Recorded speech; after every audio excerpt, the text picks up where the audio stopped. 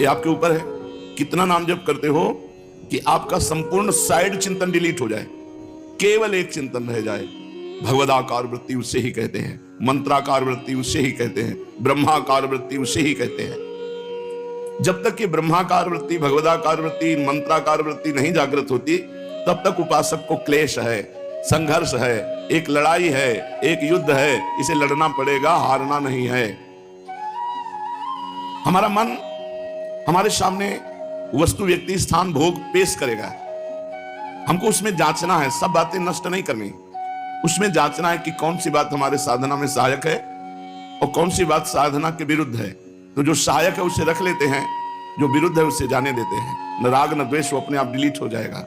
अंतःकरण पूरा निर्मल करना है। निर्मल अंतःकरण का क्या स्वरूप है?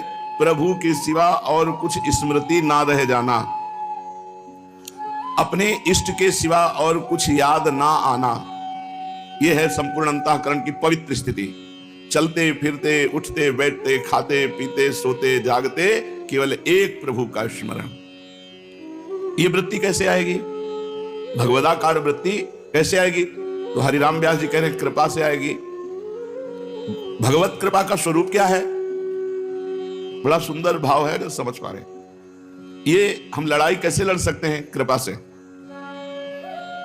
भगवत कृपा, कृष्ण कृपा कैसे उदय होगी? तो हरिराम व्यास जी कह रहे हैं श्री कृष्ण कृपा ते सब बनी आवे, श्री कृष्ण कृपा ते सब बनी आवे।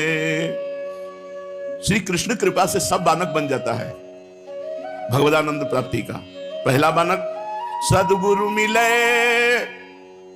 साधु की संगति, सदा असाधु न भावे। सद्गुरु मिले, पहले सद्गुरु मिले। भगवदाकार वृत्ति मनमानी भजन करने से नहीं होती, गुरुमानी भजन करने से होती है। मोक्ष मूलम गुरु कृपा, गुरु कृपा ही केवलम। गुरुदेव की कृपा से ही परमार्थ की पुष्टता होती है, देहाभिमान का नाश और भजन में प्रीति। तो सबसे पहले उपासक वो कृपा पात्र है जिसने गुरुदेव का वर्ण कर लिया। गुरुदेव की कृपा से रोज सत्संग प्राप्त हो, साधु संगति प्राप्त हो और असाधु जन भावे नहीं। जो भक्त निंदा करते हैं, भगवत निंदा करते हैं, जो नास्तिक प्रवृत्ति के हैं, हम उनको भी प्रणाम करते हैं, पर उनका संग नहीं करेंगे। जाके प्रिय न राम वैदेही, तजिए ताहि कोटि बैरी सम, यद्यपि परम स्नेही। यदि परम स्नेही संबंध भी हो और भगवान की प्रियता से रहित अंतःकरण वाला भगवत विमुख हो, तो हम उसका संग नहीं करेंगे, प्रणाम उसको भी करेंगे, क्योंकि हमारे इष्ट देव उसमें भी विराजमान है। तो कृष्ण कृपा का स्वरूप क्या है? सद्गुरु मिले, साधु की संगति और सदा असाधु न भावे। कभी भी असाधु संग अच्छा ना लगे। वो असाधु संग व्यक्ति का भी हो सकता है, वस्तु का भी हो सकता है, स्थान का भी हो सकता है, मोबाइल का भी हो सकता है और स्वयं की वृत्तियों का भी हो सकता है। अंदर की जो वृत्तियां भगवत विमुख करने वाली हैं, उनका संग न करे, असंग रहे उनसे, तो वो निकलकर नष्ट हो जाएंगी। चित इंद्री जित बीतु न रुचे मन, निजु जन ही को धावे। लोचन दुख मोचन मुख देखत, रसना हरि गुण गावे। श्री कृष्ण कृपा ते सब बनी आवे। चित्त की एक भी वृत्ति भगवान से विमुख नहीं होनी चाहिए। जैसे समुद्र में तरंगे उठते हैं, ऐसे चित्त रूपी समुद्र में वृत्ति रूपी तरंगे उठती हैं। वो दो प्रकार की होती हैं, असतगामी और शतगामी। तो सतगामी वृत्ति प्रभु में लगाने से बनती है, असतगामी वृत्ति नष्ट कर जाती है। उससे न राग करो, न द्वेष करो, और नाम जप कर रहे हो तो असत वृत्तियां नष्ट होती जाएंगी। गोपी जनों की महिमा इसीलिए है कि उनकी असत वृत्तियां नष्ट हो गई। मुरारी पादार्पित चित्त वृत्ति, चित्त रूपी समुद्र से वृत्ति रूपी तरंग उठती है तो केवल कृष्णाकार। मुरारी पादार्पित चित्त वृत्ति, तो बोले कृष्ण कृपा से क्या होगा? एक एक चित्त वृत्ति भगवदाकार, केवल भगवान नाम, केवल मंत्र चल रहा है। इंद्रिजित, 5 ज्ञानेंद्रिय और 5 कर्मेंद्रिय उसके अधीन हो जाती हैं जो नाम जापक है।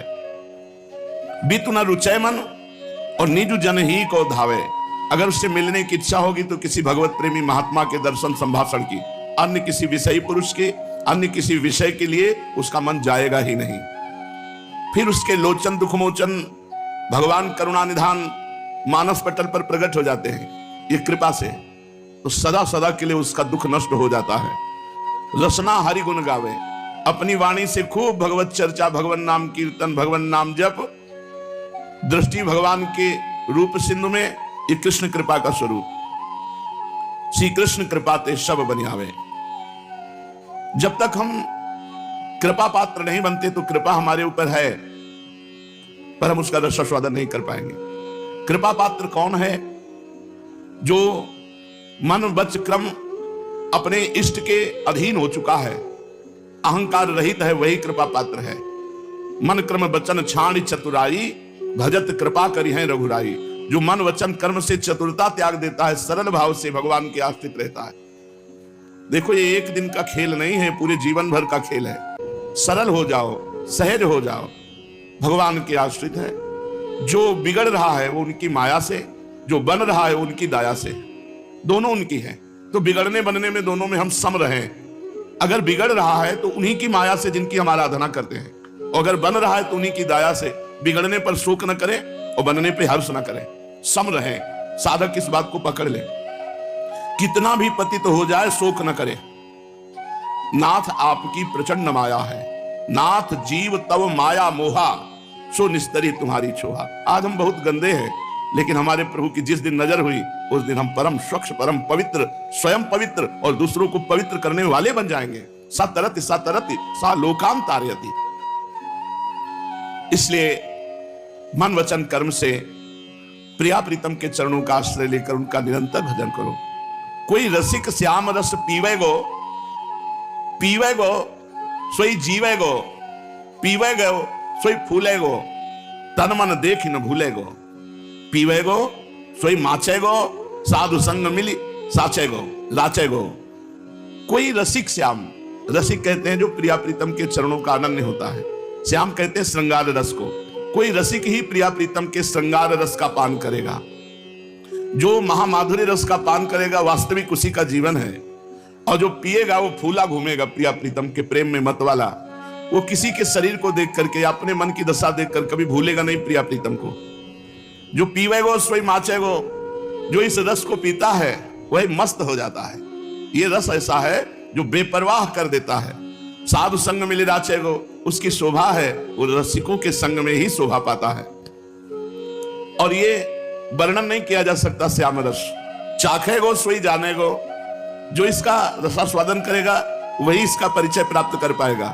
कहने कौन पति आने गो, कहने से कौन विश्वास कर पाएगा। बिना रसास्वादन के प्रिया प्रीतम का प्रेम रस वाणी के वर्णन से किसी के अनुभव में नहीं आएगा। इसके लिए उपासना की जाएगी और कृपा पात्र बन करके इस रस का रसास्वादन किया जाएगा। व्यास दास जी भावेगो, जब हमारे हृदय का हर भाव प्रिया प्रीतम के दासत्व भाव से युक्त हो जाएगा तब अंग खवासी पावेगो, तब वो नित्य दासी स्वरूप सहचरी स्वरूप से प्रिया प्रीतम की सेवा में पहुंच जाएगा। अद्भुत वृंदावन की शोभा जहां हमारे प्रिया प्रीतम विराजमान हैं।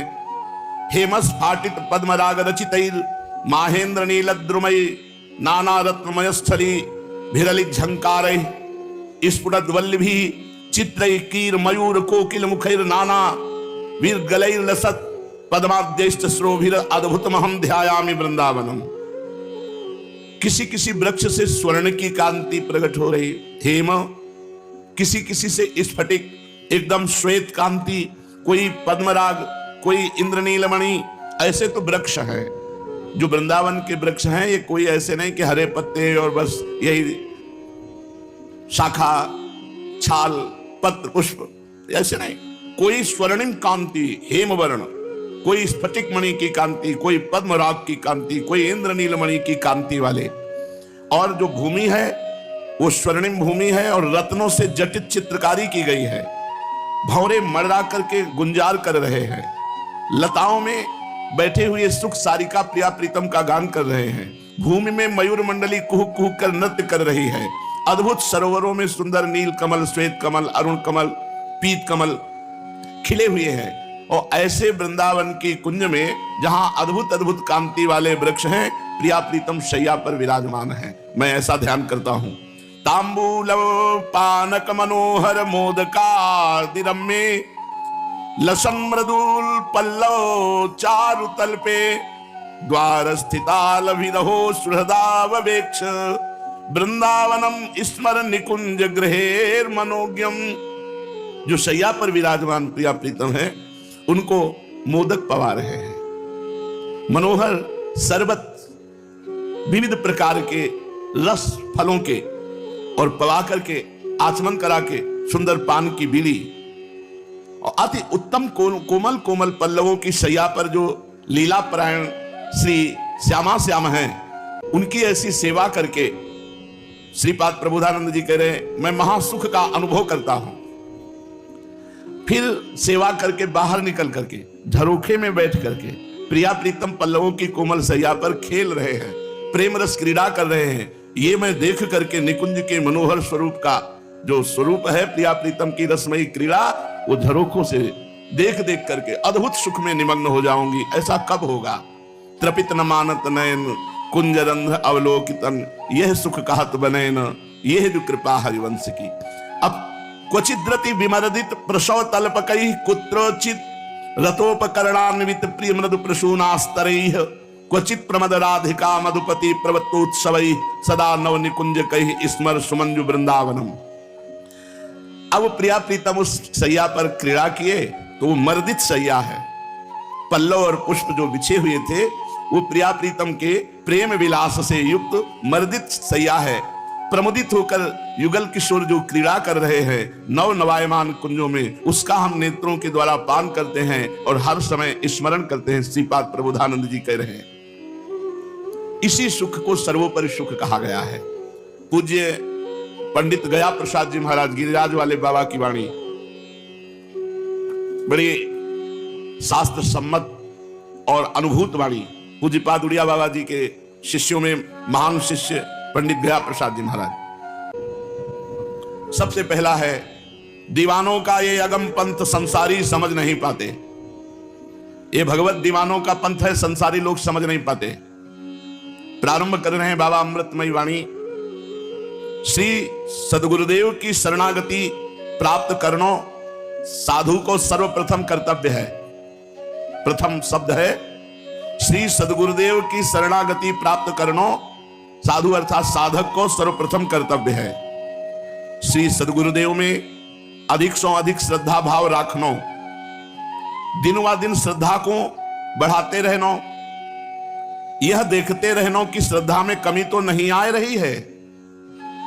पवित्र कार्य तथा सदाचार पालन से श्रद्धा की पुष्टि हो है।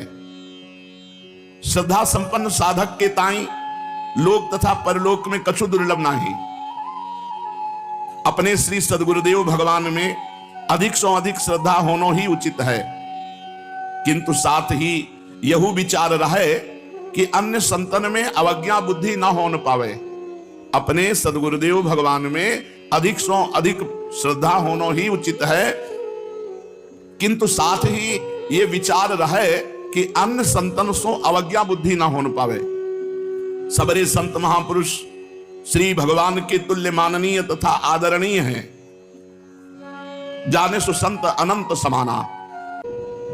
चाहे जा देश के भगत होवे, चाहे जा जाति के होवे, संत भक्त सब ही परम माननीय हैं। सब में उच्च भाव रखे, सब संतन को सम्मान करे, सब संतन की सेवा करे, सबकी वाणी को सुने, अध्ययन करे, पर उपदेश माने अपने गुरुदेव को। ये बात सब संतन में उच्च भाव रखे, सब संतन को सम्मान करे, सब संतन की सेवा करे, सबन की वाणी सुने, पर उपदेश माने अपने गुरुदेव को। अपने सदगुरुदेव की आज्ञा उपदेश में चले, काहू के उपदेश में तर्क न करे, काहू के धर्म में तर्क न करे। सबरे मत समस्त विधि विधान ठीक है, इनमें शंका न उपस्थित करे। साधु के ताई उचित है प्राणपन से अपनी विधि को पालन करे, किंतु काहू की विधि की आलोचना न करे। अपनी ही विधि को बड़ो मान के सबकी विधि को खंडन करनो ये महाअपराध है। साधु यासों बहुत ही बचतो रहे, वाद विवाद खंडन मंडन के चक्र सो बच गए, निरंतर अपने साधन में लगे रहे, याही में परम कल्याण है। घर त्याग के जब साधु बने हो तो सब प्रपंचन सो बच के निरंतर भजन ही करना चाहिए। भजन ही करे, भजन ही विचारे, भजन की ही अनेक युक्तियां सोचे, भजन में अतृप्त रहे, जीवन को एक एक क्षण भजन में ही व्यतीत करे।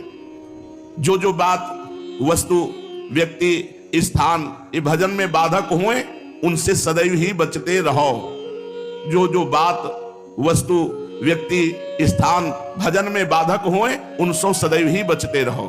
अधिक बोलनो, अधिक निद्रा, अधिक आहार, ये जो भजन में बाधा पहुंचावे हैं, अधिक बोलनो, अधिक निद्रा, अधिक आहार और नशा करनो, नशीली वस्तु को सेवन और भीड़ भाड़ प्रपंची लोगन के बीच में बैठनो, जन समाज में बैठनो और ब्रह्मचर्य को नष्ट करनो, ब्रह्मचर्य को अभाव और क्रोध आदि दोषण को आवेश आ जानो, रजोगुण की वृद्धि, महापुरुषों की अवज्ञा, सदाचार पालन में कमी, दिखावटीपना, दंभ, भोगासक्ति और बहुत कार्यों की बाहुल्यता, शरीर की अस्वस्थता, चिंता, मन की अशांति, श्री सद्गुरु भक्ति में कमी, ये सब महान भजन के बाधक भाव है। अधिक बोलनो, अधिक निद्रा, अधिक आहार, नशीली वस्तु को सेवन, प्रपंची जनों के बीच में बैठनो, ब्रह्मचर्य को अभाव, क्रोध आदि दोषण को आवेश, रजोगुण की वृद्धि, महापुरुषों की अवज्ञा, सदाचार पालन में कमी, दंभ, भोगासक्ति, कार्य बाहुल्यता, शरीर की अस्वस्थता, चिंता, मन की अशांति, श्री सद्गुरु की भक्ति में कमी, ये सब भजन में बाधक भाव हैं। विशेष रूप से विरक्त साधक के ताई माता बहन स्त्री जाति इनसे दूरी बना के रहे।